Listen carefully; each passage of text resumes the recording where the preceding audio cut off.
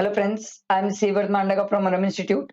आज इस वीडियो में अपन सीए इंटर वालों की एमटीपी की जो सेकंड सीरीज है उसको सॉल्व करेंगे और उसमें भी इनकम टैक्स के डिस्क्रिप्टिव क्वेश्चंस को करेंगे। इससे पहले मैंने सर इनकम टैक्स के केस सिनेरियो बेस्ड क्वेश्चन और एमसीक्यू सॉल्व करा दिए थे। आज डिस्क्रिप्टिव करेंगे ताकि आप लोगों को क्रिस्टल क्लियरिटी हो जाए कि क्या चीजें हैं और कैसे इसको समझना और सोचना है। ठीक, कुछ अच्छे क्वेश्चन है, ध्यान से सुनोगे समझ आएगा। ठीक, फ्रेंड्स को शेयर करना। मैंने आप लोगों के लिए सर केस सिनेरियो सब कुछ डाल चुका है इस चैनल पे। हर एक चीज है सर, आप एक बार इस चैनल को खोद के देखो, आपको सब मिल जाएगा। कुछ भी ऐसा नहीं है जो नहीं मिलेगा sir. Case scenario, MCQ, revision, marathon सब हो चुका है। तो लास्ट एमटीपी सीरीज 2 है, इसको सॉल्व करते हैं। और मैंने इनकम टैक्स की स्ट्रैटेजी की भी वीडियो डाल चुकी है। जीएसटी की बची है, वो मैं इस एमटीपी के बाद डाल दूंगा। तो प्लीज फ्रेंड्स तक शेयर करना, चैनल को सब्सक्राइब करना, बेल आइकन प्रेस करना मत भूलना। और सर वीडियो को लाइक जरूर करना, इससे मुझे भी मोटिवेशन मिलेगा कि मैं आप लोगों के लिए इतना मेहनत कर रहा हूँ। तो आप लोगों को चीजें पसंद भी आ रही है, इससे मुझे भी अच्छा लगेगा।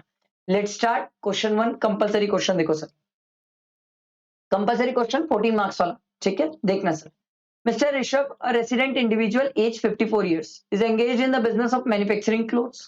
He earned a profit of 82 lakh 45,000 as per the profit and loss after debiting and crediting the following items. मतलब इन सब चीजों का डेबिट क्रेडिट हो चुका है, हमें एडजस्टमेंट्स करने हैं सर। ठीक है सर, डेप्रिसिएशन दिया हुआ है।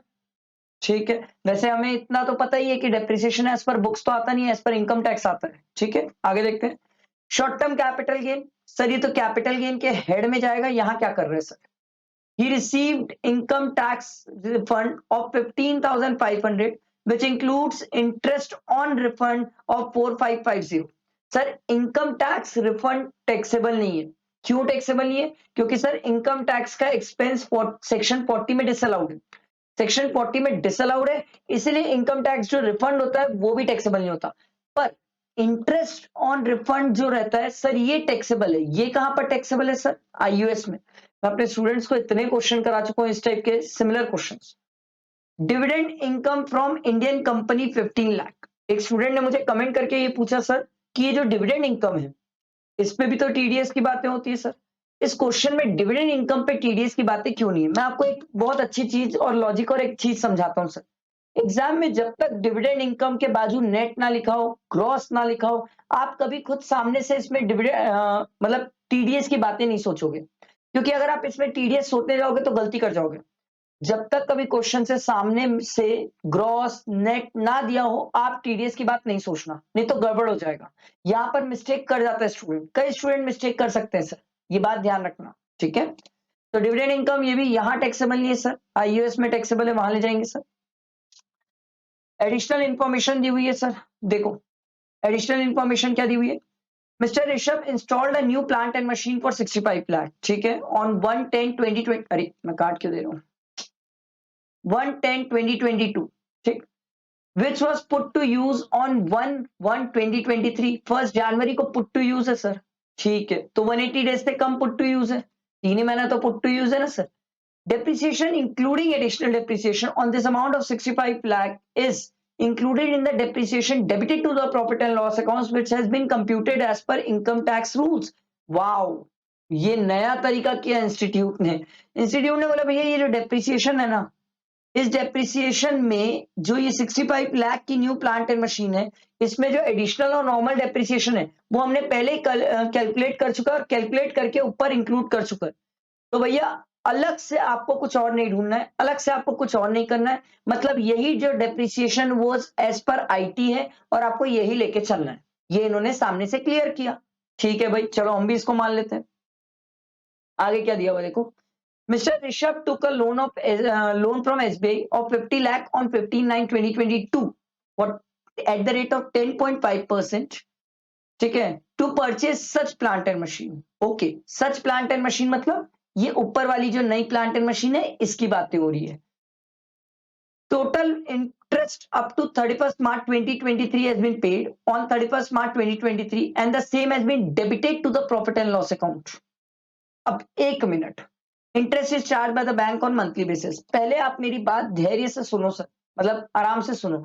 सेक्शन 43 सेक्शन सबसेक्शन 1 जो है, जहां पर अपन एसेट की एक्चुअल कॉस्ट निकालते हैं, वो एक्चुअल कॉस्ट निकालते टाइम हमने एक बात सीखी सर कि interest on capital borrowed for the purpose of use of plant and machine.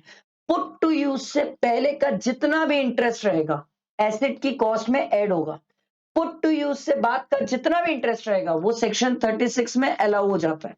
वापस रिपीट करता हूं, पुट टू यूज तक का जितना भी इंटरेस्ट रहेगा वो एसेट की कॉस्ट में ऐड हो जाएगा। पुट टू यूज के बाद का जितना भी इंटरेस्ट रहेगा सेक्शन 36 में अलाउ हो जाएगा। तो सर यहां पर एसेट पुट टू यूज कब हुई है? देखो सर, ये हुई है 1 जनवरी को। खरीदी कब गई थी? 1/10 को। लोन कब लिया गया था सर? 15/9 को। डेट्स बहुत सारी है, आराम से हड़बड़ाओ मत सर, हड़बड़ाओ मत सर, गड़बड़ हो जाएगी, आराम से देखो। डेट ऑफ परचेज है 110, ठीक है। फिर put to use, put to use कब हुआ सर? पुट टू यूज हुआ 1 जनवरी को, ठीक है, इस पे कंफ्यूज नहीं होना। और तीसरी डेट है सर, लोन कब लिया हुआ? 15/9 को। देखो, डेट ऑफ बोरोइंग 15/9 को, ठीक है। और मतलब देखो, डेट ऑफ बोरोइंग से लेके पुट टू यूज तक का जितना भी इंटरेस्ट आएगा, कितने महीने का इंटरेस्ट होगा? देखो सर, सितंबर का 15 डेज मतलब सितंबर का आधा, अक्टूबर नवंबर दिसंबर 3 महीना, मतलब प्रैक्टिकली 3.5 महीना है। 3.5 महीने का जो भी इंटरेस्ट है वो एसेट की कॉस्ट में ऐड हो जाएगा और बाकी जो इंटरेस्ट है वो आपको सेक्शन 36 में अलाउ हो जाएगा। अब इसने क्वेश्चन में क्या बोला भैया कि इसने तो पूरा का पूरा इंटरेस्ट क्या किया है? पीएल अकाउंट में डेबिट करके रखा है। बट भाई 3.5 महीने का जो इंटरेस्ट है वो आपको पीएल अकाउंट में नहीं डालना चाहिए था, आपको एसेट की कॉस्ट में ऐड करना चाहिए था। तो अपन एक काम करते हैं, एसेट की कॉस्ट वाला जो मतलब जो इंटरेस्ट है वो अपन निकाल लेते हैं। तो सर 50 लाख का लोन इंटू 10.5% इंटरेस्ट इंटू 3.5 महीना, और सर 3.5 महीने का, अपन को तो सिर्फ 3.5 महीने का देखना है ना, और डिवाइडेड बाय 12, तो ये कितना आ जाएगा sir? 50 lakh into 10.5% into 3.5 divided by 12, ये मेरा तो आ रहा है सर 153125। सर जब मैं नेट प्रॉफिट में चीजें एडजस्ट करने जाऊंगा ना तो इसको ऐड कर दूंगा। आप बोलोगे सर इसको ऐड क्यों करोगे? क्योंकि ये एसेट की कॉस्ट में ऐड होगा, और ये एसेट की कॉस्ट में ऐड होगा तो इस पे डेप्रिसिएशन भी आएगा। आप समझो सर, क्योंकि एक्चुअल कॉस्ट में ऐड हो रहा है। अगर ये एक्चुअल कॉस्ट में हो रहा है ऐड, तो एक्चुअल कॉस्ट जो एसेट की पहले आपने डिसाइड की थी, आओ ऊपर, पहले जो आपने 65 ली थी, इस 65 की वैल्यू को तो आप इससे बढ़ा दोगे सर। तो जब आप इससे बढ़ाओगे तो इस पे डेप्रिसिएशन भी होगा, एडिशनल भी होगा। मेरे हिसाब से ये एक अच्छा पॉइंट है एग्जाम में ध्यान रखने वाली बात, क्योंकि स्टूडेंट मेरे को पता है 153125 तो करके आ जाएगा, पर इस पे जो डेप्रिसिएशन और एडिशनल क्लेम करना है वो करना भूल जाएगा। मेरे को जो लगता है भूलने के चांसेस है, ठीक है, ऐसा नहीं है भूल ही जाओगे, चांसेस है, अच्छा पॉइंट है। आगे देखते हैं। एडवांस टैक्स पे किया, ठीक है, तो आखिरी में टैक्स लायबिलिटी के काम आता है। Rishabh purchase goods for 40 lakh from mister Ram his brother, the market value of the goods is 35 lakh. Sir section 40A2 disallow करता है एक्सेसिव और unreasonable payment to relatives. He paid 40,000 as LIC taken on the life insurance of her married daughter who is not dependent. Sir LIC के case में अपन dependent कभी पढ़ते भी नहीं है सर, बच्चा होना चाहिए, बच्चे का LIC लिया, मिल गया। सर 1/4/2012 के बाद का है तो 10%, तो ये तो 40,000 है सर, पूरा मिल जाएगा, कोई दिक्कत नहीं है। सेक्शन 80C में डिडक्शन की बातें हुई। He paid 45,000 by check towards health insurance policy covering himself, his spouse and children. मिल जाएगा सर, पूरा मिल जाएगा 45,000। इसकी एज तो देख लेते हैं एक बार, रुको रुको रुको रुको। सर एज कितनी है? 54 है सर। देखो देखो देखो देखो, एज 54 है सर। तो अगर एज 54 है तो मैक्सिमम कितना मिलेगा सर? 25,000, क्योंकि 60 प्लस होता तो 50 मिल जाता, ये ध्यान रखना sir. On 1/7/2022, Mr. Rishabh withdraw 1.5 crore in cash. Oh my God, in cash from 3 current account maintained by him with HSBC. There is no withdrawal during the year. He regularly file his return of income. देखो sir, ये आपको एक section की तरफ hint कर रहा है TDS के, क्योंकि सर कैश विड्रॉ कर रहा है और हम सेक्शन 194N पढ़ के आए सर, और एन में हमने ये एक बात सीखी थी सर, कोई आदमी अगर 1 करोड़ से ऊपर कैश विड्रॉ कर रहा है और वो रिटर्न फाइल करता है, तो सरकार बोलती है भैया तुम्हारे ऊपर टीडीएस की बात है। मैं बोला कितना? सरकार बोली 2%। तो यहां पर सर इसने विड्रॉ कितना किया? 1.5 करोड़। तो 50 लाख जो एक्सेस विड्रॉ हुआ है, उस एक्सेस विड्रॉ 50 लाख पे 2% टीडीएस। आप बोलोगे सर इसका इंप्लीकेशन कहां पर आएगा? जब अपन फाइनल टैक्स लायबिलिटी निकालेंगे तो उसमें से ये माइनस करने के काम आएगा। आई मेरी बात समझ? बाकी तो sir you are required to compute the total income and the tax payable, ये निकालना है sir by mister Rishabh for the assessment year 23-24 and the manner so that he can make maximum tax saving. जब भी ये line देता है, इस line का मतलब ही ये है सर कि आप एक तो नॉर्मल इनकम टैक्स के हिसाब से इनकम टैक्स निकाल लो, और दूसरा सर 115 बीएससी के हिसाब से भी टैक्स निकाल लो। एक स्टूडेंट बोला सर आपको कैसे पता चला? क्वेश्चन में बोल रहे हैं sir minimum maximum tax saving, मतलब कोई भी आदमी अपना टैक्स ज्यादा बचाना चाहता है, तो टैक्स ज्यादा बचाने के दो तरीके, या तो तुम सर नॉर्मल टैक्स में चल रहे हो या तो 115 बीएससी में चल लो। ये लाइन एक हिंट है कि आपको 115 बीएससी अप्लाई करके टैक्स चेक करना है कितना आ रहा है। आई मेरी बात समझ? चलो सर क्वेश्चन करना स्टार्ट करते हैं। टाइम वेस्ट नहीं करते। देखो नेट प्रॉफिट से चालू होती है कहानी। तो अबे सॉरी सबसे पहला है नेट प्रॉफिट। नेट प्रॉफिट कितना है सर? 82,45,000। 82,45,000। फिर अपन इसमें ऐड भी करेंगे और लेस भी करेंगे सर। ऐड और थोड़ा सा और नीचे लिख लेता हूँ, लेस। और सर सबसे पहला दिया हुआ है डेप्रिसिएशन। सर ये डेप्रिसिएशन से हमें कोई दिक्कत नहीं है, पर हमें एक दिक्कत है सर। हमें एक दिक्कत है, हमने डेप्रिसिएशन से रिलेटेड ये बात सीखी कि सर पहले तो ये ऐड हो जाएगा इंटरेस्ट जो आपने एसेट में पे किया है, ठीक है? तो इसको अपन ऐड कर लेते हैं, क्योंकि आपने इसको पहले से ही डेबिट करके रखा है पूरे इंटरेस्ट को, जबकि पूरा नहीं होना चाहिए था। तो प्लस कर लेता हूं मैं, क्या लिख के प्लस करूं? Interest on plant and machine. अभी मैं पूरा नहीं लिख रहा हूँ, एग्जाम में तो आप इसे पूरा लिखेंगे सर कि किस लिए आपने इसको ऐड किया, इसके वर्किंग नोट वगैरह सब देंगे। तो ये ऐड हो जाएगा सर 15 कितना था भाई, 153125, 153125, ठीक है? प्लस और कुछ देख लेते हैं sir. Short term capital gain है सर, ये पीजीपी में तो नहीं जाएगा सर, ये जाएगा आपका कैपिटल गेन हेड में, तो इसको पीजीपी से हटा देते हैं सर, लेस में डाल देते हैं। शॉर्ट टर्म कैपिटल गेन कितना? 10 लाख, तो ये 10 lakh minus.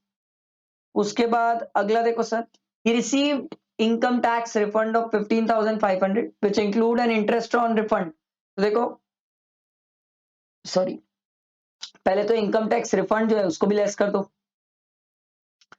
Income tax refund कितना था यार? 1550। पर अब दो चीजें मैं साथ साथ करता हूं सर। देखो एक तो कैपिटल गेन में मेरे को शॉर्ट टर्म कैपिटल गेन दिख गया सर 10 लाख का, ठीक है? एक आईयूएस की इनकम दिख गई है सर, आईयूएस की इनकम है सर इंटरेस्ट। मैं स्टूडेंट को एक बात बोलता हूं हमेशा एग्जाम में, सर कभी भी ना साथ साथ ट्रीटमेंट कर लो। साथ साथ ट्रीटमेंट करने का फायदा क्या होता है पता है? एग्जाम में गलती होने के स्कोप्स अगर कम हो जाते हैं। स्टूडेंट क्या करता है, 14 मार्क्स के क्वेश्चन में ना ट्रांजेक्शन वाइज चलते रहता है और कई बार कई चीजों के एडजस्टमेंट भूल जाता है। तो बेटर है ना साथ साथ कर लेना चाहिए मेरे हिसाब से, तो कभी गलती होने के स्कोप कम होते सर। तो इंटरेस्ट कितना था यार? इंटरेस्ट कितना था? 4550। ये इंटरेस्ट तो टैक्सेबल है सर आईयूएस में।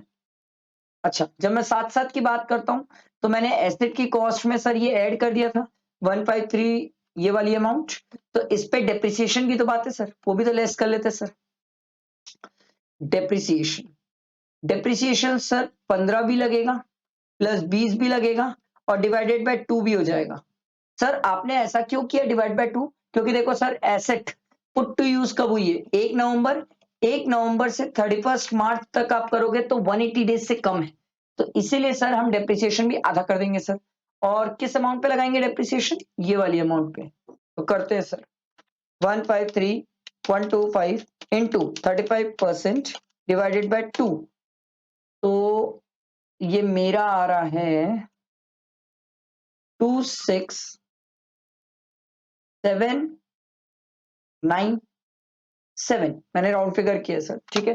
मैंने राउंड फिगर कर लिया, तो ये डेप्रिसिएशन भी माइनस हो गया, तो इसका पूरा ट्रीटमेंट अपन ने कर लिया। डिविडेंड इनकम सर ये माइनस हो जाएगी यहाँ पर, क्योंकि ये यहाँ टैक्सेबल नहीं है सर, आईयूएस में लेके जाएंगे सर।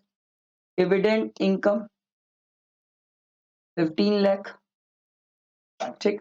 आईयूएस में ले आते हैं सर डिविडेंड इनकम को 15 लाख। सर मैं ऐसे रफ में लिख रहा हूं, आप एग्जाम में पूरा लिखेंगे, मैं अभी आपको सिखाना चाहता हूं सर, मेन पर्पज सिखाना है अभी, ठीक है? डिविडेंड इनकम, फिर उसके बाद इंटरेस्ट वाला टैक्सेबिलिटी का कर लेते हैं। एडवांस टैक्स यहां पर तो अभी आएगा नहीं सर, ये परचेज गुड्स सर ब्रदर से ये भी तो था, ये ऐड हो जाएगा ना सर, ये परचेज वाला कितना 5 लाख रुपए, एक्सेसिव और अनरीजनेबल 5 लाख था सर, ये अपन ऐड कर लेंगे। और क्या बच गया देखो भाई, ये तो LIC डिडक्शन में जाएगा, ये डिडक्शन में जाता है, ये TDS है, ये बाद में होगा सर। मेरे हिसाब से और कुछ तो दिख नहीं रहा है मेरे को। आओ प्लस माइनस करेंगे सर, प्लस माइनस करते हैं, चलो सब करेंगे स्टूडेंट, करेंगे तो प्रैक्टिस हो, अरे यार सब स्टूडेंट करेंगे, अगर करेंगे तो प्रैक्टिस होगा सर सब स्टूडेंट का। ठीक है, तो आप क्या करो सर, चलो 82 लाख कितना 45,000 प्लस 53, अरे यार 53,125 प्लस 5 लाख, अरे यार एक minute 82 lakh 45,000 plus 153,125 plus 5 lakh, तो ये आ रहा है सर ऐड करने के बाद 88, ठीक है 98,125, ये ऐड करने के बाद आया। अब लेस भी कर लेते हैं सर, इसमें लेस कितना दिया हुआ है सर, सिंपल है -10 लाख कर लो पहले, ठीक है -1550,550 -797 -15 लाख, तो ये मेरा आ रहा है सर 6355, सर देखो ये फाइनली PGBP की इनकम है 6355,778, ये PGBP का हो गया। शॉर्ट टर्म कैपिटल गेन तो अरे अरे अरे अरे शॉर्ट टर्म कैपिटल गेन तो इतना ही है सर, कैपिटल गेन के हेड में इतना ही है, तो ये 10 लाख का आ जाएगा।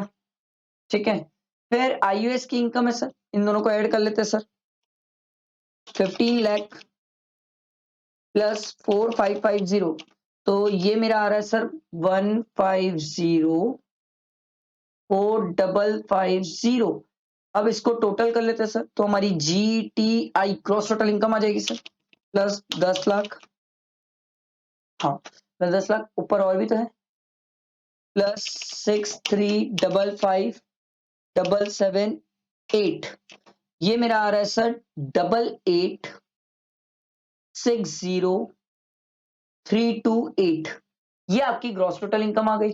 अब माइनस कर लो इसमें डिडक्शंस, और डिडक्शन में सबसे पहली कौन सी है, ATC, कितनी अमाउंट थी यार ATC की, आओ ऊपर कितनी अमाउंट थी 40,000, ये LIC वाला, चलो ये माइनस करते हैं सर 40,000, ठीक है। उसके बाद अगला था सर 80D वाला, 80D कितना था सर, आओ 80D का हमने बोला था सर 25,000, ये भी माइनस कर लेते हैं, ये दोनों को माइनस करने के बाद कितना आएगा -65,000, 65 ही था ना भाई, हाँ तो ये आ रहा है सर 879,5328, ये आपकी टोटल इनकम आ गई, टोटल इनकम आ गई। अब इसी पे तो टैक्स निकालना है, दो टाइप से टैक्स निकालेंगे सर, एक होता है नॉर्मल टैक्स, एक होता है सर 115BAC, तो पहले नॉर्मल टैक्स चलते हैं सर, इजी वाला कहानी, ठीक है। अच्छा याद रखना सर 87 लाख है, तो यहाँ पर सरचार्ज की कहानी भी आएगी ना, भूलना मत, सरचार्ज भी है, ठीक है। तो पहले तो सर ये जो आया है 87 लाख, इसमें से 10 लाख जो शॉर्ट टर्म कैपिटल गेन है उसको हटा दो, -10 लाख, क्योंकि शॉर्ट टर्म कैपिटल गेन में तो फिक्स्ड है सर 15% लगेगा, ठीक है। तो शॉर्ट टर्म कैपिटल गेन में 15%, जो कि 1,50,000 आएगा, ठीक है। उसके बाद माइनस करने के बाद कितना बच जाता है सर 779,5,328, ठीक है। अच्छा याद रखना सर सरचार्ज की भी कहानी है, तो सरचार्ज भी रहेगा सर, अभी सरचार्ज जिंदा है ना, 10% सरचार्ज है, भूलना मत सर, 50 लाख से ज्यादा में सरचार्ज है 10%, तो उसके बाद नॉर्मल, अब इसमें नॉर्मल भी निकालेंगे और इसमें 115 BAC भी निकालेंगे। चलो सर पहले तो नॉर्मल की कहानी देखते हैं। तो भैया ये आदमी की एज कितनी थी, ये आदमी की एज थी 54 ना, बच गए 60 प्लस नहीं थी, तो माइनस कर लो 10 लाख, क्योंकि 10 लाख में तो फिक्स है टैक्स, उसके बाद 30% plus 1,125,000 plus plus plus plus 1,50,000 क्योंकि कैपिटल गेन का है, plus 10% surcharge plus 4% education cess. तो मेरा फाइनल टैक्स जो आ रहा है नॉर्मल के हिसाब से सर, ये जो नॉर्मल के हिसाब से आ रहा है वो आ रहा है 263245। अरे यार राउंड फिगर ले लेते हैं, 457 ले लेते हैं सर। ठीक है, ये सर नॉर्मल टैक्स के हिसाब से है, माइनस सर एडवांस टैक्स भी तो पे हुआ है। एक मिनट, कितना था advance tax? 17,50,000। Oh my God, 17,50,000 advance tax minus करेंगे, माइनस टीडीएस भी तो है सर, हमने टीडीएस भी तो पे किया है सर। ये कहाँ गया टीडीएस? ये देखो सर, ये 50 लाख पे 2% था सर, तो 50 लाख का 2% कितना हो जाएगा भाई? 50 लाख का 2% 1 लाख रुपए। ये 194 एन वाला टीडीएस था, 1 लाख रुपए। और कुछ है क्या? ना, और कोई टीडीएस वाली तो कहानी नहीं थी, और कोई एडवांस टैक्स वाली कहानी नहीं थी, और कुछ क्वेश्चन में दिया नहीं था, बस। ठीक है, ओके, तो अपन ये माइनस कर लेते सर, इतना टैक्स हम पे कर चुके हैं, प्लस 17,50,000 माइनस 2632,457। तो मेरा नॉर्मल नॉर्मल इनकम टैक्स के हिसाब से टैक्स आ रहा है सर 782,457। ये आपका नॉर्मल के हिसाब से आया है फाइनल। राउंड फिगर कर लेंगे सर, राउंड फिगर कोई बड़ी चीज नहीं है, इसको 60 कर लेंगे। ठीक है, अभी अपन 115 बीएससी की तरफ मूव करते हैं। और 115 बीएससी में सर देखो, ये तो कंफर्म्ड है 1,50,000। ये देखो टैक्स एज पर 115 बीएससी निकालना है। ठीक है, तो जब हम 115 बीएससी के हिसाब से टैक्स निकालेंगे तो कुछ चीजें ध्यान रखनी पड़ती है। सबसे पहले 115 बीएससी के हिसाब से जब आप टैक्स निकालते हो तो नॉर्मल जो आपने टोटल इनकम निकाली होगी, ग्रॉस टोटल इनकम, सर आप ग्रॉस टोटल इनकम क्यों ले रहे हो? क्योंकि कुछ सारी सर चैप्टर 6 की डिडक्शन मिलती ही नहीं है। ठीक है, एक्सेप्ट 80JJAA और 10A, तो कोई डिडक्शन मिलती नहीं है। तो सर अपन क्या करते हैं, ग्रॉस टोटल इनकम से चालू करते हैं। आओ, ग्रॉस टोटल इनकम कहाँ है? अपन निकाले ना ग्रॉस टोटल इनकम, ये रही सर, ये देखो 8860,328 लिखते हैं सर, 8860,328, ये ग्रॉस टोटल इनकम हो गई। इसमें डिडक्शन माइनस होगा नहीं, पर इसमें ऐड हो जाएगा जो सर 115 बीएससी में अलाउड नहीं होता। पहली चीज क्या ऐड होगी पता है सर? Additional depreciation. क्योंकि सर 65 लाख पे भी तो एडिशनल डिप्रिसिएशन लगा है। 65 लाख मैं दिखाता हूं आपको कहां पर, ये देखो कहां है यार, आ गया, ये देखो 65 लाख की न्यू प्लांट एंड मशीन थी, और न्यू प्लांट एंड मशीन में हमने देखो सर एडिशनल डिप्रिसिएशन भी क्लेम किया था। और सर ये एसेट पुट टू यूज एक एक से हुई है, तो 65 लाख इंटू 20% एडिशनल डिप्रिसिएशन, उसका भी 50%, क्योंकि आधा ही मिलने वाला है सर, तो आधा हो गया 6.5 लाख। अपन क्या करेंगे, 115 बीएससी निकालते टाइम इसको ऐड कर लेंगे सर, 6,50,000। एक तो ये, प्लस एक और एडिशनल डिप्रिसिएशन है। अरे सर ये कहां से आ गया? अब मैं आपको दिखाता हूँ, ये वाला चमत्कार है। ये स्टूडेंट को कितना याद रहेगा मुझे नहीं पता सर। ये वाला एडिशनल डिप्रिसिएशन सर, ये कौन सी वाली अमाउंट का था? याद करो, ये वाली अमाउंट पे भी तो अपन ने एडिशनल डिप्रिसिएशन लिया था सर, क्योंकि इसको अपन ने इंटरेस्ट को ऐड किया था कॉस्ट पे, तो इस पे भी एडिशनल और नॉर्मल लिया था सर। तो देख लेते कितना लिया था, 153,125, इसका 20% पुट टू यूज 180 डेज से कम है तो डिवाइडेड बाय 2, ये आ रहा है सर 15313, ये एडिशनल डिप्रिसिएशन है। ठीक है, तो इसको भी अपन क्या कर लेंगे, आओ ऐड कर लेते हैं 115 बीएससी के लिए, 15313। ठीक है, अब हमारी चीजें 115 बीएससी के हिसाब से हो गई है। अब अपन इसमें ऐड कर लेते हैं इनको, प्लस 6,50,000 प्लस 8860,328, तो ये हमारा आ रहा है सर 95, एक मिनट, 952564, जीरो के बदले 1 ले लो, राउंड फिगर। ठीक है, ये वो वैल्यू आ गई जिसपे अपन 115 बीएससी अप्लाई करेंगे सर, मतलब बीएससी अप्लाई करने के लिए टोटल इनकम ही हो गई। अब इस पे टैक्स निकालेंगे सर। अब टैक्स निकालने जाएंगे तो sir short term capital gain जो है 10 लाख रुपए का, उसको हटा दो सर, क्योंकि उसपे तो फिक्स है सर 15% ही है। ठीक है, तो ये 1,50,000 ही आएगा। बची कितनी है बैलेंस, -10 लाख, ये आ जाएगा सर 85 25641, ठीक। इस पे अपन सर अपना जो सिस्टम है 115 बीएससी का कि सर 15 लाख तक फिक्स है, 187500 ही आने वाला है। फिर बचा जो बैलेंस है उस पे 30% करेंगे, तो अपन सब करेंगे सर।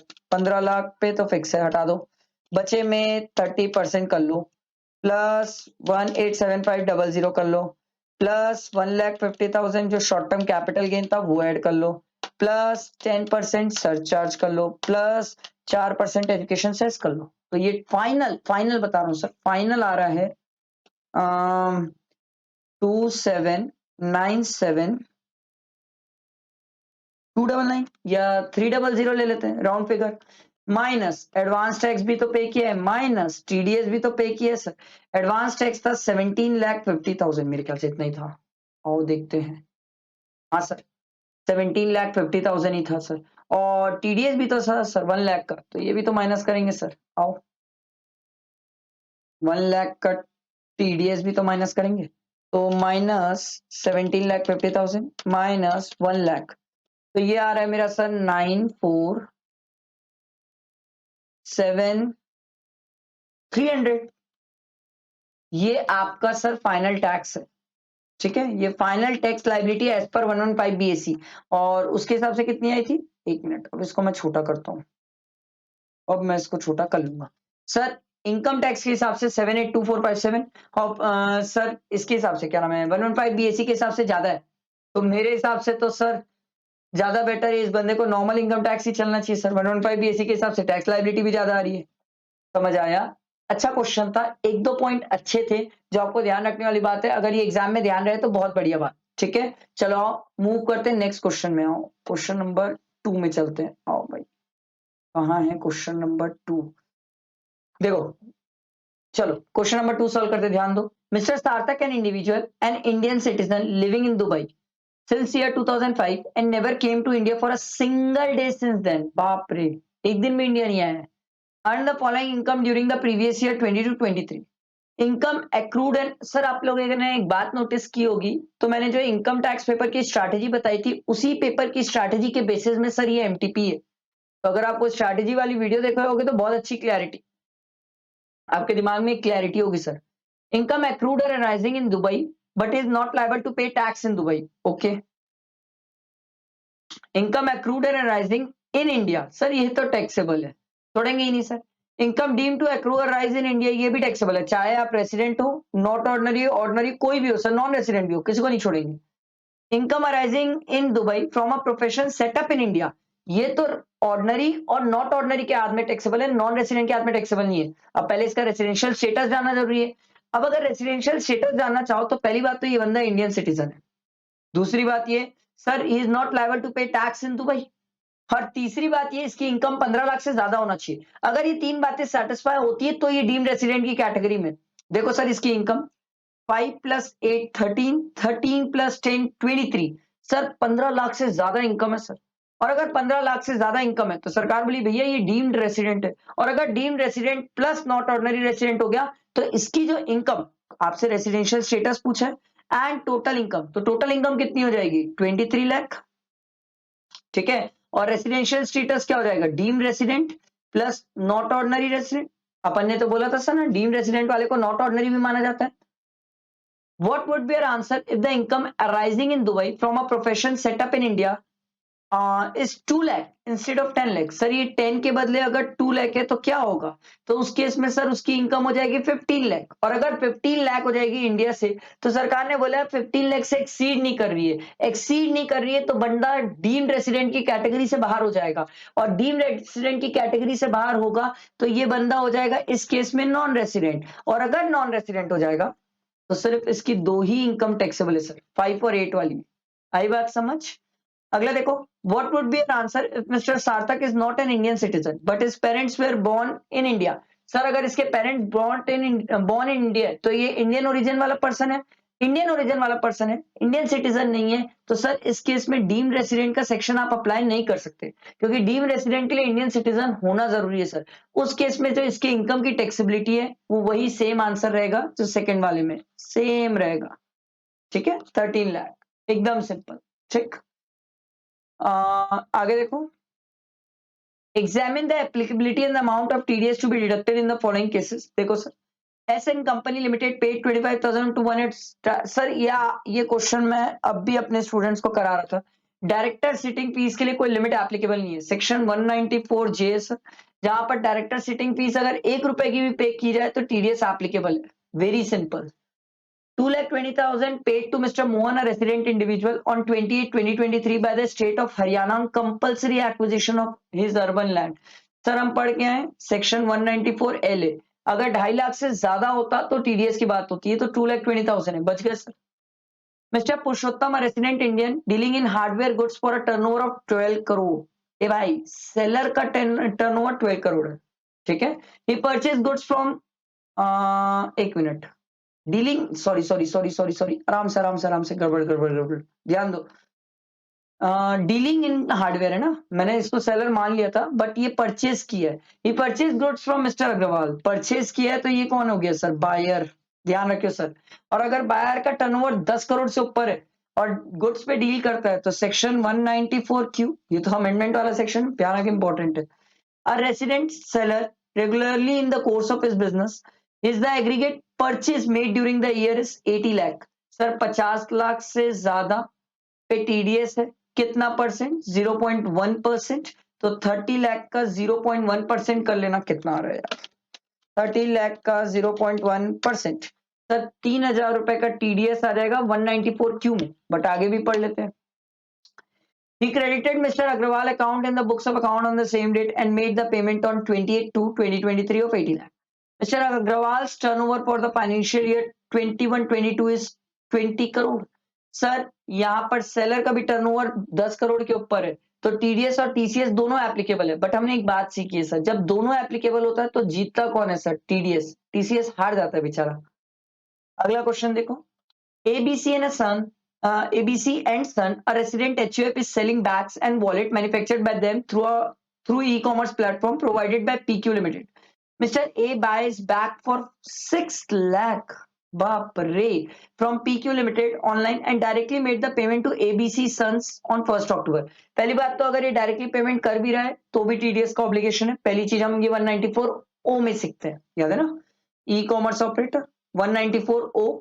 तो सरकार ने सिंपल सी बात बोली भैया, और यहां पर सर 5 लाख से ज्यादा है, और अगर 5 लाख से ज्यादा है तो सरकार ने बोला 5 लाख से ज्यादा अगर इंडिविजुअल एचयूएफ के केस में टीडीएस की बात आ जाती है, और टीडीएस कितना परसेंट होगा ये भी तो जरूरी है सर, कि चलो टीडीएस तो है सर 194 ओ में, तो 194 ओ में आप टीडीएस काट लोगे सर, और टीडीएस कितना परसेंट है ई कॉमर्स ऑपरेटर के केस में? सिंपल सर, तो टीडीएस कट जाएगा सर 1% के हिसाब से, सिंपल।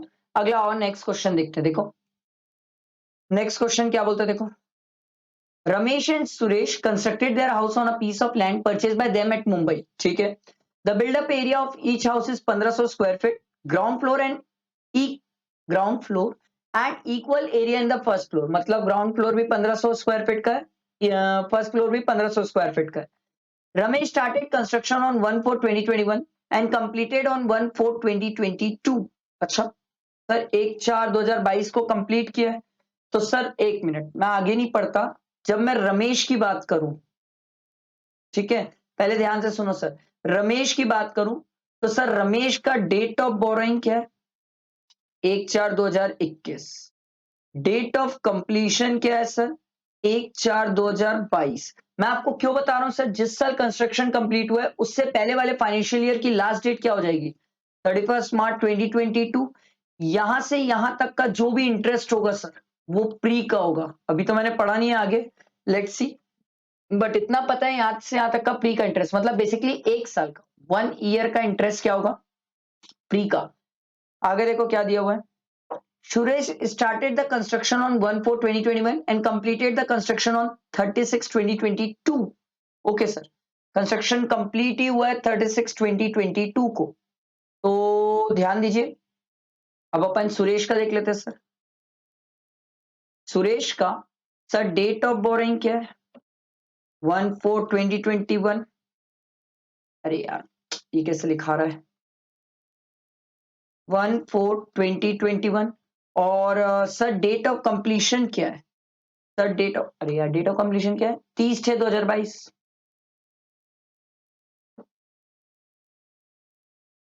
30/6/2022 को कंप्लीट हुआ। तो अब आप एक बात समझो, जिस साल कंस्ट्रक्शन कंप्लीट हुआ है उससे पहले वाले फाइनेंशियल ईयर की लास्ट डेट क्या है?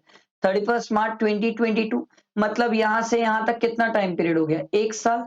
तो यहां से यहां तक 1 ईयर, इसका भी 1 ईयर का प्री का इंटरेस्ट रहेगा। ठीक है, बाकी आगे अभी अपन पढ़ लेंगे।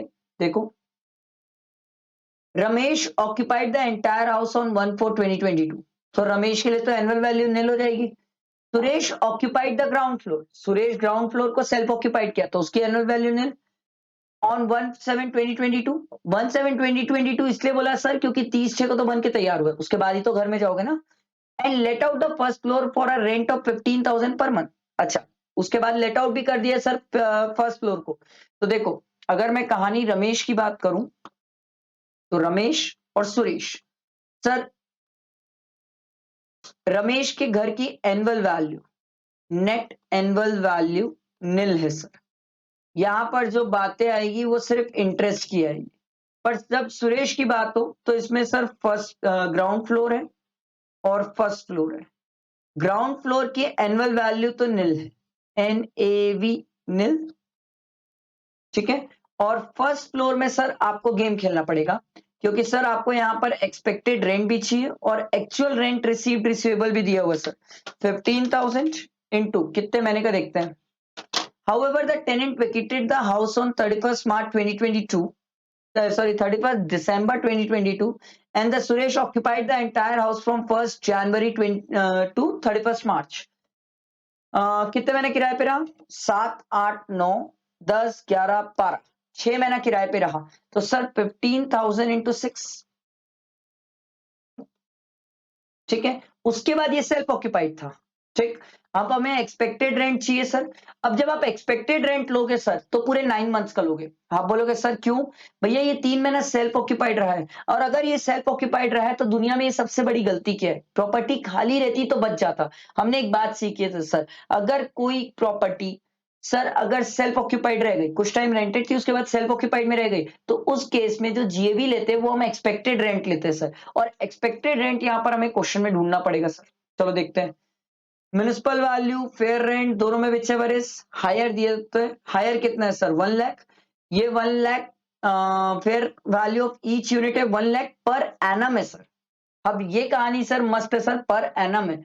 तो हमें तो पर एनम देखना नहीं है सर, हमें तो कितने मंथ्स का देखना है? 9 मंथ्स।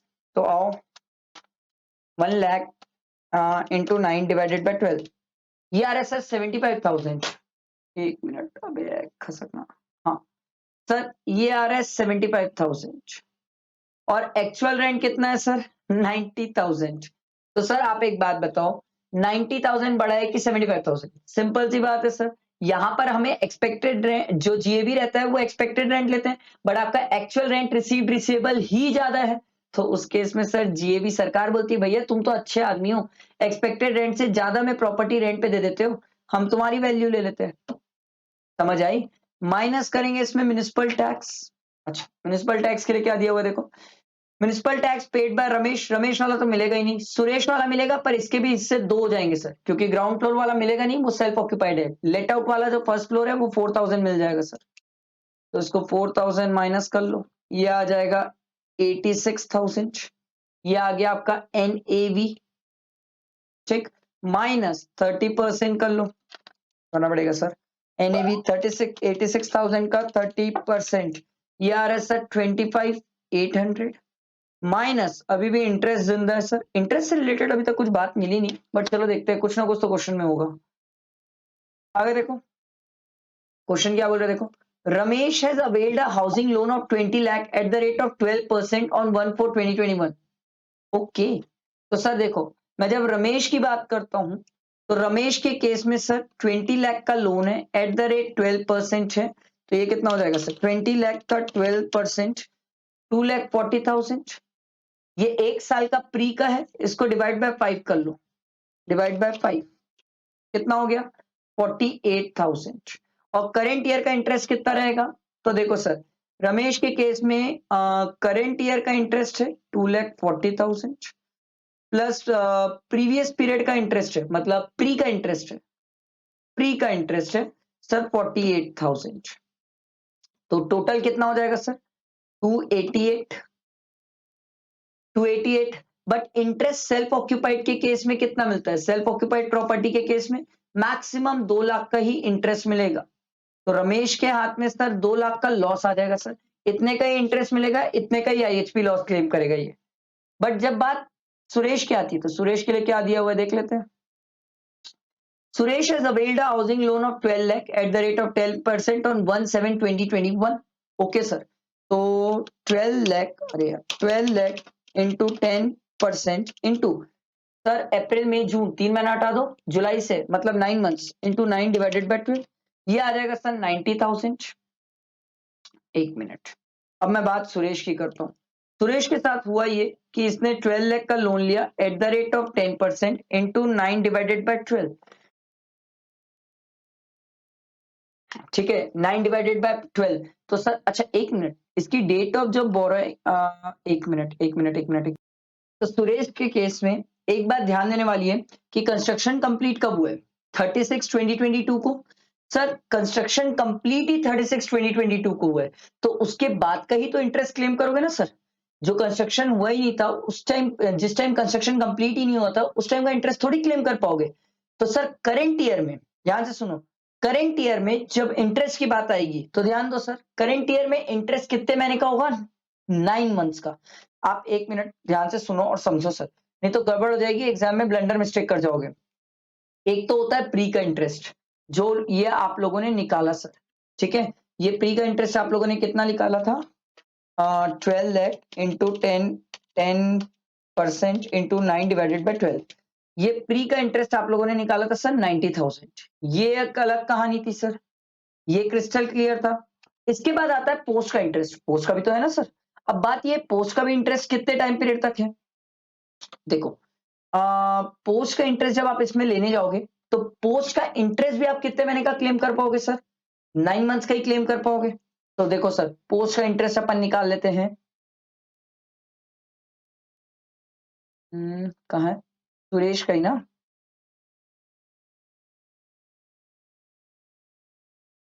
हम्म, ठीक है। तो पोस्ट का इंटरेस्ट क्या 22-23 का देखेंगे? यस, 22-23 का इंटरेस्ट कितना हो जाएगा सर? 12 लाख इंटू 10%, सीधा सीधा पूरे साल भर का इंटरेस्ट। साल भर का इंटरेस्ट कितना हो जाएगा? 1,20,000। और ये प्री का इंटरेस्ट तो आपको 5 इंस्टॉलमेंट में मिलेगा। प्री का इंटरेस्ट याद है ना सर, कब से कब तक का अपन निकाले थे सर? ये यहां से लेके यहां तक का, तो ये आ जाएगा सर मेरे ख्याल से 18,000, और ये 1,20,000, तो 1,20,000 प्लस 18,000, इसको लिखते हैं सर। कितना इंटरेस्ट आ जाएगा इसका?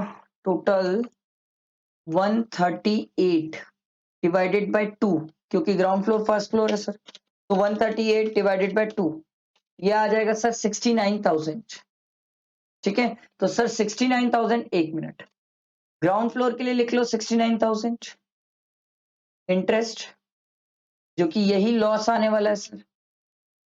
और फर्स्ट फ्लोर जो लेट आउट था उसके लिए भी 69,000 माइनस कर लो, तो ये करते हैं सर 86,000 माइनस 30% माइनस 69,000, ये आ रहा है सर 8,800 का लॉस। अरे बाबा, तो ये दोनों का लॉस मिला के कितना हो जाएगा सर?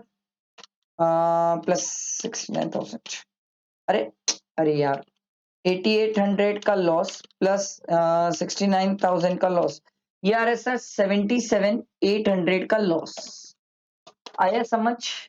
इस बंदे को भी लॉस था, उसको भी लॉस है, रमेश और सुरेश दोनों को लॉस है। तो इनकम बोला तो है बट इनकम नहीं है सर, दोनों के लॉसेस है। और कोई स्टूडेंट बोलेगा सर रिपेयर मेंटेनेंस क्यों नहीं लिए? सर रिपेयर मेंटेनेंस चार्जेस अपन लेते भी नहीं है सर, ठीक है, आईएचपी में नहीं मिलता है सर। अगला क्वेश्चन देखो, mister Ramesh entered into an agreement with mister Vikas to sell a plot of land on 5/4/2022 for 45 lakh. He received an advance of 15 lakh from him on the date of agreement by account pay check. Very good. Agreement वाले दिन account पे ही check में लिया है, तो जो agreement वाले दिन की स्टैम्प ड्यूटी वैल्यू रहेगी हमें उससे ही मतलब है। ट्रांसफर टुक प्लेस ऑन 10/9/2022, मतलब सेल उस दिन हुआ है sir. Registry, the valuation determined by the stamp duty value authority on the date of agreement, agreement वाले दिन 49 लाख है, और ट्रांसफर वाली डेट से तो हमें कोई मतलब नहीं है, एग्रीमेंट वाले दिन 49 लाख है। तो मैंने आपको क्या सिखाया था sir? Sale consideration 45 lakh plus 10% करो और चेक करो स्टैम्प ड्यूटी वैल्यू 49 लाख क्या इसमें फॉल कर रही है? 45 लाख प्लस 10%, ये आ रहा है सर 49.5। बच गए, स्टैम्प ड्यूटी वैल्यू इसमें फॉल कर रही है, तो हमारा सेल कंसिडरेशन कितना हो जाएगा 45 लाख। ठीक है, mister Vikas has sold this plot to Bubbly on 55 on 21st March 2023 for 55 lakh। एक मिनट, पहले तो रमेश के हाथ की बात थी। ठीक है, तो रमेश के हाथ में सर 45 लाख सेल कंसिडरेशन हो गया।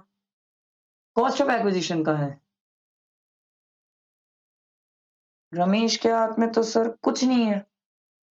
ठीक है, एक मिनट, हाँ ट्रांसफर टू प्लेस दिया हुआ है, वैल्यूएशन दिया हुआ है 49 लाख, 45 लाख में 10% ऐड किया तो चेक किया तो 49.5 आ रहा है, इसमें फॉल कर रही बीच में। अरे रमेश की तो दिया ही नहीं है कुछ। ठीक है, विकास has sold this plot to Bubbly for 55 lakh. विकास के लिए कॉस्ट कितनी थी सर 45 लाख, बेचा कितने में 55 लाख। सर कब लिया था 5/4/2022 और बेचा कब है 21 मार्च 2023 को, तो सर शॉर्ट टर्म है, तो विकास के हाथ में तो सर 10 लाख का शॉर्ट टर्म कैपिटल गेन आ जाएगा सर। ठीक है, the valuation as per the stamp duty value authority was 54 lakh. हो सर, ये तो स्टैम्प ड्यूटी वैल्यू से ज्यादा में बेचा है, तो ये तो अच्छी बात है, कम में बेचता तो दिक्कत था। ठीक है, तो हम तो 55 लाख ही लेंगे। Discuss the tax consequences of the above in the hands of Ramesh. Ramesh ने तो बेचा था सर, रमेश के हाथ में कॉस्ट पता नहीं है, तो टैक्स कैसे निकालोगे। विकास के हाथ में निकाल सकते हो सर, विकास के हाथ में बिल्कुल आप कैपिटल गेन निकाल सकते हो 10 लाख का। ठीक है, and also compute the capital gain in the hands of Vikas. तो विकास के हाथ में ही कैपिटल गेन है सर, रमेश के हाथ में कैपिटल गेन आएगा भी नहीं। ठीक है, रमेश के हाथ में आप ये बोल सकते हो सर कि सेल कंसिडरेशन अपन 45 लाख की लेंगे। ठीक है, विकास के हाथ में सर जो अपन सेल वैल्यू लेंगे वो 55 लेंगे, ये आप बोल सकते हो। ठीक है, बाकी तो ये क्वेश्चन में कुछ था नहीं, इजी था सर। ठीक है, चलो नेक्स्ट क्वेश्चन, क्वेश्चन 4 में मूव करते, ध्यान दो। Question number 4, Miss Aarti, and resident individual provide the following information of her income and losses for the year ended 31st March 2023। Income from salary दिया हुआ है 8,20,000, income from house property let out net annual value दी हुई है 1,20,000, मतलब अपन को standard deduction इस पे 30% करना है। Share of profit from a firm in which she is a partner, ये तो एग्जेम्प्ट होता है सर। ठीक है, ये तो एग्जेम्प्ट होता है, इस पे दिमाग ना लगाइयो। आगे देखो सर, सेम क्वेश्चन पता है मैं अपने स्टूडेंट्स को जब सॉल्व कराता हूँ क्लासेस में, सेम क्वेश्चन कराता हूँ, सेम फिगर्स भी चेंज नहीं हुई है। Loss from specified business covered under section 35 AD, ये तो सर मैं आपको गारंटेड बता रहा हूँ ये कैरी फॉरवर्ड होने वाला है सर, क्योंकि स्पेसिफाइड बिजनेस का आपको प्रॉफिट आगे देगा ही नहीं। Income from textile business before adjusting the following item, sir आप इसमें से 3,30,000 टेक्सटाइल बिजनेस की इनकम है, उसमें करंट ईयर का डेप्रिसिएशन ऐड करेंगे, मतलब एडजस्ट करेंगे, माइनस करेंगे, फिर ब्रॉड फॉरवर्ड लॉसेस पहले माइनस करेंगे, और उसके बाद अगर बचता है तो अनएब्सॉर्ब डेप्रिसिएशन एडजस्ट करेंगे। तो पहले एक काम करते हैं, यही कर लेते हैं। 3,30,000 माइनस 53,000 माइनस 1,90,000 माइनस 1,85,000, अरे 1,85,000, तो ये आ रहा है सर 98,000 का अभी भी अनएब्सॉर्ब डेप्रिसिएशन हमारे पास बचा हुआ है। ठीक है, याद रखिए सर। आगे देखो, लॉन्ग टर्म कैपिटल गेन और सेल ऑफ डिवेंचर दिए हुए हैं। लॉन्ग टर्म कैपिटल लॉस, तो ये तो दोनों आपस में एडजस्ट होकर नील हो जाएंगे। Long term capital gain on sale of equity share listed in a recognised stock exchange, STT paid at the time of acquisition and sale. तो सर जो आपका अनएब्सॉर्ब डेप्रिसिएशन है आप उसे कैपिटल गेन से एडजस्ट कर सकते हैं, और यही बेनिफिशियल है। एडजस्ट तो आप आईएचपी से भी कर सकते हो, पर इससे ज्यादा बेनिफिशियल है ना सर, कैपिटल गेन में फ्लैट टैक्स लगता है। तो सर आप एक काम करो, कर ही लो भाई, 2,50,000 माइनस 98,000, तो ये 1,52,000 आ रहा है सर कैपिटल गेन बचा हुआ। और अभी अगर मान लो मेरे को इसमें टैक्स लायबिलिटी निकालने बोला, तो मैं इसमें सर सेक्शन 112 ए अप्लाई करूंगा, और सर 1 लाख तक एग्जाम करूंगा, बैलेंस पे 10% टैक्स करूंगा।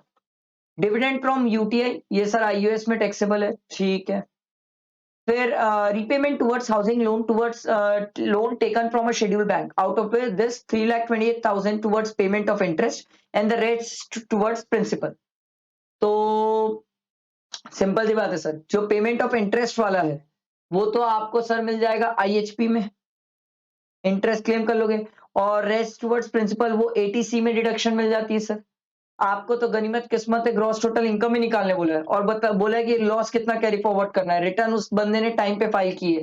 115 बीएसी वो ऑप्ट नहीं करता। तो सिंपल सी बात है सर, आप क्या करो, आईएचपी का पहले कंप्यूट कर लो सर। आईएचपी में 1,20,000 माइनस कर लो 30%, ठीक है। और म्युनिसिपल टैक्स वगैरह तो दिया नहीं है। माइनस करेंगे सर इंटरेस्ट। इंटरेस्ट कितना है यार? इंटरेस्ट कितना था? 3,28,000। 3,28,000 ये माइनस कर, पहले इतना तो माइनस करें। 1,20,000 माइनस 30% माइनस 3,28,000, ये आ रहा है सर 2,44,000 का आईएचपी का लॉस। बट मैक्सिमम आईएचपी में लॉस कितना मिलता है? 2 लाख। और बाकी जो 44,000 है आप उसको क्या करोगे? Carry forward. तो 2 लाख का आईएचपी का लॉस है। क्या ये आईएचपी का लॉस सैलरी से एडजस्ट हो सकता है? हाँ। तो सर सैलरी में आ जाएगा 6,20,000। सिंपल। तो देखो सर, आपसे ग्रॉस टोटल इनकम पूछा ना, तो सैलरी का लिख लेना 6,20,000। बाकी ये तो एग्जाम था, इसका ट्रीटमेंट हमने कर लिया। ये कैरी फॉरवर्ड हो जाएगा। लो भाई, कैरी फॉरवर्ड वाला मिल गया। उसके बाद सर ये तो एडजस्ट हो चुका था। ध्यान दो ध्यान दो ध्यान दो सर, ये 152 आपने निकाला है sir long term capital gain, तो ये 1,52,000 इसको ऐड कर लो। डिविडेंड फ्रॉम यूटीआई भी तो है सर 1,15,000, इसको भी ऐड कर लो। आपका ग्रॉस टोटल इनकम ही तो निकालना है ना सर, तो ऐड करो। 6,20,000 प्लस 1,52,000 प्लस 1,15,000, ये आ रहा है सर 887,000। ये आपकी ग्रॉस टोटल इनकम आ गई। बहुत इजी सा क्वेश्चन था सर, बहुत इजी है सेट ऑन सेट ऑफ का क्वेश्चन। अगला देखो, निशान gifted 10 lakh to his wife Nisha on her birthday on 1st January 2022. Nisha lent 5 lakh out of the gifted amount to Krish on 1st April 2022 for 6 months, on which she received an sir institute के MCQ case scenario based जो case study वाली booklet है ना, उसी का question है। Same question है, नाम बदल दिया सर। मैं आपको बताता हूँ, ये 50,000 रुपए जो इंटरेस्ट मिला है ना सर, ये निशांत के हाथ में क्लब हो जाएगा, ठीक है। अब ये 50,000 रुपए वाला जो इंटरेस्ट मिला था, उसी अमाउंट को उसने इन्वेस्ट किया और इन्वेस्ट करा शेयर्स को और फिर सेल किया 75,000 में। तो यहां पर जो आपका 25,000 आएगा, ये 25,000 क्लब नहीं होगा, ये सर ये निशा के हाथ में ही टैक्सेबल होगा, वाइफ के हाथ में ही 25,000 टैक्सेबल होगा। फिर मैं आपको बता रहा हूं क्या हुआ होगा। जो बैलेंस अमाउंट ऑफ गिफ्ट है ना सर, उसको बिजनेस पर्पस के लिए यूज किया, और बिजनेस पर्पस के लिए यूज किया तो लॉस हुआ है सर। तो लॉस हुआ है तो क्या ये लॉस भी निशांत के हाथ में क्लब हो जाएगा? यस सर, ये भी निशांत हस्बैंड के हाथ में क्लब हो जाएगा सर। ये क्वेश्चन सेम है सर, केस सिनेरियो बुक का सेम क्वेश्चन है, बल्कि उसमें ज्यादा अच्छे लेवल का था, ये तो बहुत ज्यादा इजी हो गया। अगला क्वेश्चन देखो, mister X would like to punish his updated return. Very very important. अरे वाह, मजा आ गया सर। पहला क्वेश्चन देखा मैंने अपडेटेड रिटर्न का, ना वालों ने इससे पहले फर्स्ट वाली एमटीपी में दिया था, ना आरटीपी में दिया था, ना केस सिनेरियो बुक में था, ना एमसीक्यू बुकलेट में था, कहीं नहीं था। पहला क्वेश्चन मिला है सर अपडेटेड रिटर्न का। जान लगा दो सर इस क्वेश्चन में। मिस्टर, याद है ना सेक्शन 139 8A, भाई नया सेक्शन है अपडेटेड रिटर्न, इसको मत भूल जाना। Mister X would like to furnish his updated return for the assessment year 21-22। तो अपडेटेड रिटर्न याद है ना सर, असेसमेंट ईयर कंप्लीट होने से 2 साल तक, 2 साल बोले तो 2023-24 लास्ट है असेसमेंट ईयर, तब तक आप अपडेटेड रिटर्न फाइल कर सकते हो sir. In case he has furnished updated return of income, he would like to pay, he would be liable to pay, like to नहीं है sir, he would be liable to pay 2,50,000 towards tax plus 35,000 towards interest। तो इसका हो जाएगा 250 plus 35,000 interest. Interest की amount भी include होती है सर, मैंने रेगुलर क्लासेस में बहुत अच्छे से पढ़ाया इसको। 285, ठीक है। After adjusting tax and interest paid at the time earlier, ठीक है। You are required to examine whether mister X can furnish updated return. आपसे पूछ रहा है क्या ये अपडेटेड रिटर्न डाल सकता है? देखो सर, 2 साल तक, इस टाइम पीरियड तक अपडेटेड रिटर्न डाल सकता है। देखो, एज ऑन 31 मार्च 2023 हंसी खुशी डाल ले, ये तो एक ही साल हुआ। एज ऑन 28 Feb 2024 अभी भी डाल ले, कोई दिक्कत नहीं है, 2 साल का टाइम था sir. As on 31 May 29 sir, ये लास्ट डेट है सर, लास्ट डेट आपकी 31 मार्च 2024 है। उसके बाद तो अपडेटेड रिटर्न आप डाल ही नहीं सकते, तो गया खत्म है सर, लास्ट वाला नहीं हो सकता। If yes compute the amount of additional income tax. भैया देखो, इस केस में तो 25%, क्योंकि पहले साल के अंदर अगर आप अपडेटेड रिटर्न डाल देते हो तो 25%, और इस केस में 50%। तो सर 25% ऑफ 2,85,000, क्योंकि आप ये निकालो ना सर, अभी तो निकालो 2,85,000, तो इसी का निकाल लो सर 25%। तो 2,85,000 इसका 25%। अब हाँ, ये आ रहा है 71250, और 2,85,000 का 50%, ये आ रहा है सर 142500। ये अमाउंट भी आ गई। बहुत सिंपल है सर, अच्छा क्वेश्चन था। मेरे हिसाब से अमेंडमेंट का पहला क्वेश्चन सर, अपडेटेड रिटर्न का इससे पहले मैंने भी कोई क्वेश्चन देखा नहीं था। अगर दिया हुआ क्वेश्चन है तो मेरे हिसाब से स्टूडेंट को डेफिनेटली इसको देख के जाना चाहिए। इसलिए मैं स्टूडेंट को बोलता हूँ सर, कई बार जब मैं एमटीपी आरटीपी सॉल्व कराता हूँ ना, भगा मत करो कोई भी चीज को लेके। कई लोग आधा देखते छोड़ देते हैं, फिर बाद में बोलते हैं सर आपने ये नहीं कराया। अरे भाई, कई बार आखिरी में भी कई सारी चीजें इंपॉर्टेंट पता चलती है। मेरे हिसाब से स्टूडेंट को ये डेफिनेटली ये क्वेश्चन देख के जाना चाहिए, अदरवाइज पंगा है सर।